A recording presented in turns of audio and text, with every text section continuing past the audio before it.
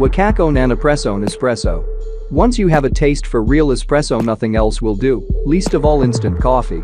So, next time you're on your travels, pack this remarkable little hand-powered invention and you'll never have to endure an insipidly crap hotel coffee ever again. You can even take it camping. With the aid of an espresso adapter, this model produces espressos as rich and aromatic as any kitchen-bound machine on this page, though you are advised to use 2 pods for a decent strength to volume ratio. Just fill the small chamber with hot water. Most hotels have a kettle in the room. Slap a capsule into the adapter, available separately, seal the lid, and add a good dose of finger pressure to squeeze the piston closed. Voila, instant espresso replete with a proper dollop of thick, rich crema. If hotel coffee rarely meets your high expectations, you're out camping in the wilds, or visiting a relative who only drinks instant dishwater, pop one of these in the travel bag, and you'll never be without a proper caffeine fix. Highly recommended. Illy Y3.2 Espresso. Any discerning coffee aficionado will agree that Illy makes one of the best domestic coffee blends on the market. Well, here's a way to make an authentic Illy espresso without the overly complex production process. This Francis branded model is available in 3 colors, white, red, and black, and at just 10 centimeters in width, one of the slimmest. All pod machines take the guesswork out of making espresso, and this is no different. Lift the top flap, which automatically ejects the previously used pod, chuck in a new pod, choose from 9 different blends, close it, and press either the big cup button or the small cup button. And that's all there is to it. The Y3 uses a unique 2-stage extraction process, and the coffee it dispenses is so rich and rewarding I bought one, despite the 37p cost per pod. Illy's innovative capsules seem less environmentally friendly than others, even though the polypropylene plastic used is 100% recyclable.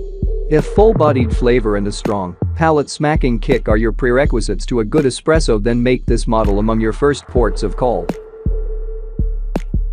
Sage Creatista Uno Nespresso. Sage has excelled with this stupendous, premium-priced addition to the Nespresso roster of third-party machines. The Creatista is superbly built, with a reassuringly large amount of metal used in the construction, but what impresses most here is the typically Sage-like intuitive interface.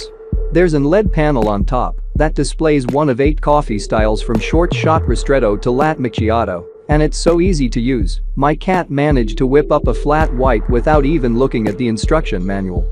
The foaming wand, too, is excellent and almost entirely automatic. Just set the amount of froth required and hit the button for anything from warm milk to a Matterhorn-style peak of rich, creamy froth. Nespresso is the most popular coffee pod brand on the market, but finding the blend to suit your palate requires sipping through a chocolate box assortment of different flavors. Nespresso capsules are also the smallest on the test, so real fiends may need a couple of shots to get a decent morning buzz. DeLonghi Nespresso Lattissima Pro. Nespresso is the most ubiquitous capsule brand on the market, with many upmarket hotels installing them in their rooms. No wonder, as this attractive, well-designed DeLonghi branded unit would sit very well in a boutique hotel space, taking up very little space, yet whipping up excellent espressos, lattes, and, to some degree, cappuccinos.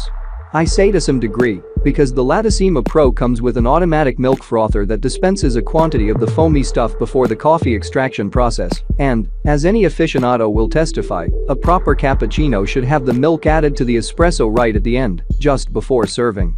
But hey, mustn't grumble, my trial cappuccinos did have an authentic taste and texture. Aside from providing its customers with an unnecessarily bewildering 25 different blends, the biggest problem with the Nespresso system is that the coffee measure in each capsule is very small, so you might need to use 2 pods in a row to get what most British punters think of as a single espresso. Bosch Tassimo Vivy 2. The Tassimo system offers the widest variety of hot beverages, from coffee to tea and hot chocolate. Aside from the Costa blend, it's a shame that most of the available coffees, from the likes of Kenko, Grand Mere, and Jacobs, taste like they've been dispensed by a vending machine. I wouldn't advise the latte capsules either, since they include long-life milk, and that's so not a latte. Bosch's keenly priced Tassimo Vivy 2 is a fairly petite 21 centimeters in width, so it doesn't take up much worktop space. It's also extremely easy to use because it has only one button. To use, simply load a T-disc, Tassimo's proprietary capsule design, tap the aforementioned button, and that's it. You'll need to manually remove the disc after each cup, which isn't the end of the world, though other units automatically eject the pot into a collection box. You can expect to pay about 28p a disc, which makes it more expensive than Lavazza, while not being half as good. That said, Tassimo capsules are far more readily available than other brands, with pretty much every supermarket stocking them. However, without wanting to seem like a ravening coffee snob, what comes out of the Tassimo just doesn't taste sophisticated or even especially pleasant. But, horses for courses.